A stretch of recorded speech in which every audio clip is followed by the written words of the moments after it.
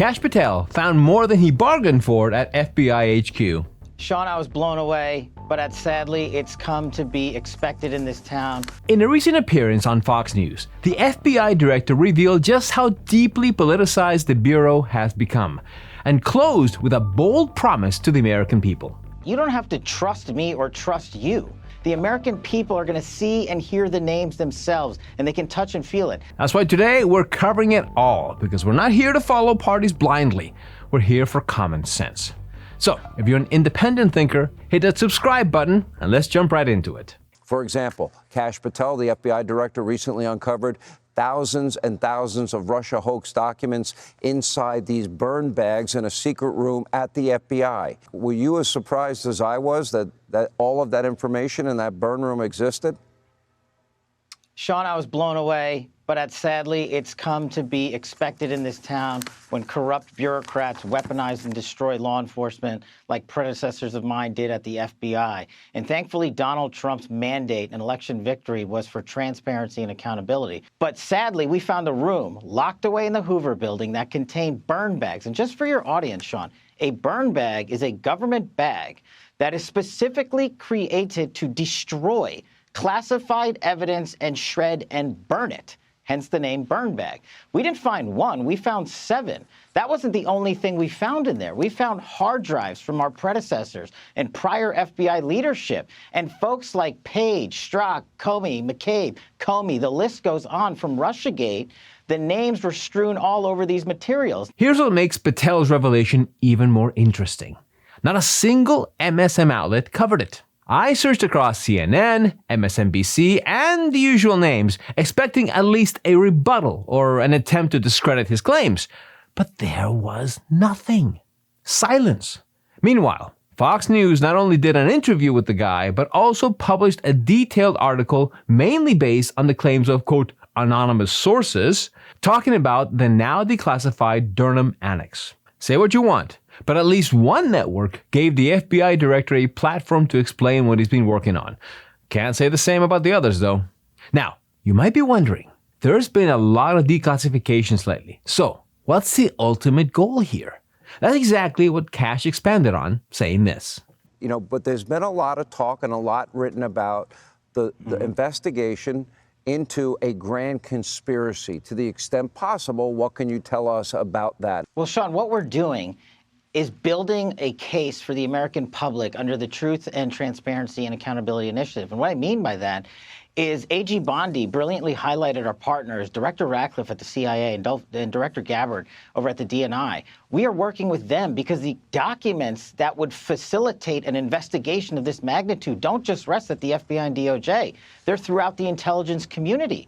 And we, the Russiagate guys like Johnny Ratcliffe and myself who investigated this and exposed this, are trying to expose documentation that we've known existed for years. At the same time, we're finding new material. So the best approach is to release this information with them and also go to our colleagues in Congress who have an oversight function on the judiciary committees and oversight committees and demand from us information and documentation that we can publicize. Things like the Durham Annex, which we've known have existed this entire time, but were classified for political reasons. We are educating the American public as we build through this transparency initiative. Now listen, transparency is great, but let's be honest, we're way past that stage. For over a decade, we've heard non-stop talk about Russian interference. One side called it collusion, while the other pushed back, labeling it a hoax. And while the headlines keep shifting, the core issues remain unresolved. What we need now is clear action. Provide us with a full timeline, naming who did what, when they did it, and why. If there really was a coordinated effort, or as Tulsi Gabbard put it, an attempted coup, then the people behind it should face real consequences. Now, to be fair, Kash does have a point that this isn't simple. Now, at this stage, the entire thing feels like trying to piece together a 2,000-piece puzzle with half the pieces flipped upside down. Hannity followed up with a question on whether the weaponization of intelligence agencies played a part in influencing the results of the past 3 elections. But before we play Patel's response, we have a quick message from our partners at Augusta Precious Metals. Now, Do you know what retirement asset grew the most during the first 6 months of President Trump's second term? Spoiler, it wasn't the stock market. From January 21st to July 21st, the Dow Jones barely moved up, less than 1%. But gold and silver grew by a whopping 25% in the same time frame. That's 25% in 6 months. That's not just impressive, it's how strategic assets perform in times of uncertainty. Our friends at Augusta Precious Metals specialize in helping Americans move wealth from retirement into self-directed IRAs backed by physical precious metals like gold and silver. They are consistently scored as the most trusted gold IRA company by major financial publications, and they enjoy an A+ rating with the Better Business Bureau. If you have over $100,000 in your current IRA, 401k, or other retirement accounts, now's the time to safeguard your future. Visit mentorforgold.com, that's mentorforgold.com, to learn how Augusta Precious Metals can become your lifelong self-directed IRA partner. Now back to the video. Was weaponization from 2020 to 2024 designed to bloody up Trump? In other words, do we have 3 presidential elections, potentially, that cinder blocks were put on the scales of the election so the results would come out the way one team wanted it to come out? The team in power.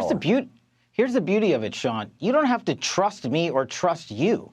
That's all. Everything you recited, the summary you just gave, is years of excavating documents that these deep state actors held and buried and documented their own corruption because they were arrogant enough to think no one would ever find it, that Donald Trump would never become president and appoint a cabinet that would go in and investigate this matter thoroughly. And when you start connecting the dots, here's what I learned, Sean, when I ran the Russiagate investigation.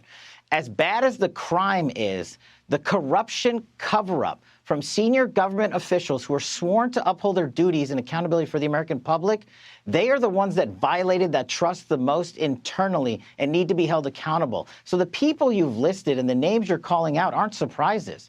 Their names are on those documents. Those documents are public. The FISA's public. The 302s are public. The American people are going to see and hear the names themselves, and they can touch and feel it. One thing worth recognizing is that while the DNI and FBI director are offering their perspectives on these issues, they're also releasing the actual findings to the public.